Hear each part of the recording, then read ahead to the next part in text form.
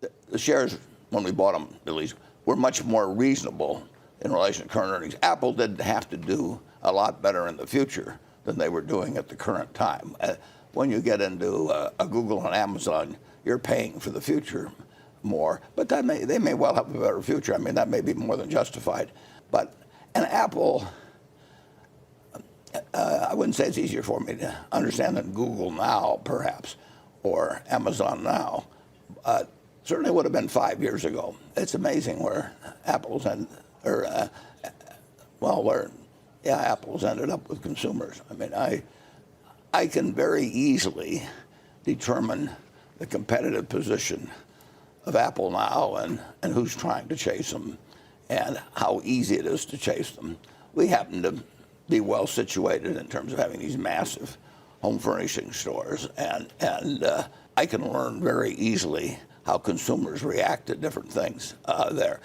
Probably easier than I can trying to pick out what's really happening at Amazon at any given time. So you use your research at the Nebraska Furniture Mart to tell you that consumers prefer Apple over Samsung, or I mean, what type of thing are you? Well, the interesting thing is if you come in to buy a TV set at the Furniture Mart, price is extremely important. Now, obviously, there's all those great pictures just sitting up there. So you can have Samsung, you have all these different ones, and if you put on a sale and you drop the price of Samsung 10%, we can fill that department with people that come out for it.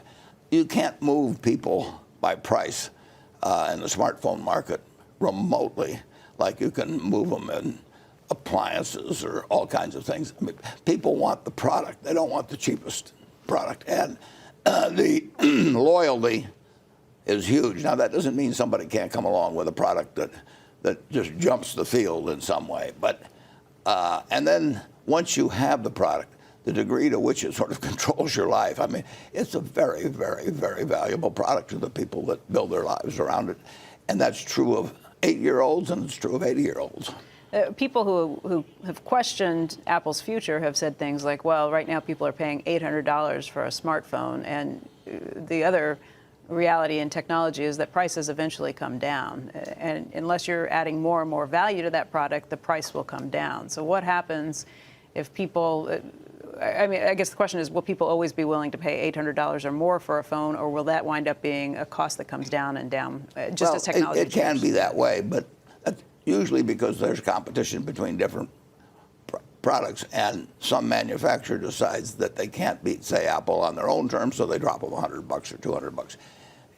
Some products are very susceptible to that, and other products are not. And so far, I mean, you've had smartphones and big differences in price categories, and people come back in, and if they had an Apple before, you're going to have a much cheaper cell phone selling right next to a smartphone selling right next to it, and they don't look at it. If you have a cheaper TV, that picture's looking at you, and you say, wait a second, what's the difference? Right. And you buy the cheaper TV. And that's true of, I mean, most items are price sensitive. And it's not to say that an Apple has somewhat price sensitivity. It's very, very, very little. But somebody could come along and leapfrog something in the way of the technology and adds some benefits that would be the more competitive threat to me than price competition. It would be benefit competition. Yeah, I don't know what that is, but then, Apple gave me a whole lot of things that I never realized I needed until they came up with them. And somebody else is trying to think of some other things to give you along the same line. Right. Let's talk about just the stock price again. You said that it made sense to you when you started buying into it. Shares have appreciated since then. That's the problem. Yeah. I'm cheap.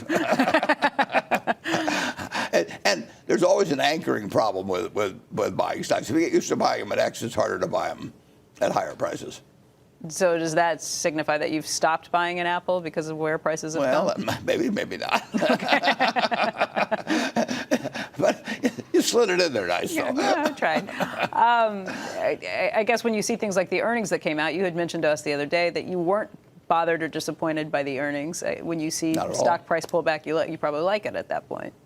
Oh, yeah. I mean, Apple, with a non-new product, I think they sold something like 50 million, that's a lot of units to sell at $700. And a lot of those are going to people that are actually replacing a present Apple, but they do know that a new product's going to be out in 6 months or something, and who knows? Maybe they got promised an Apple for their birthday or their graduation, but I would be tempted if I were going to buy one to wait till the new model comes out. What do I lose by doing it except the use of one in between? That's a lot of product to sell with a new model coming out when you think about 50 million.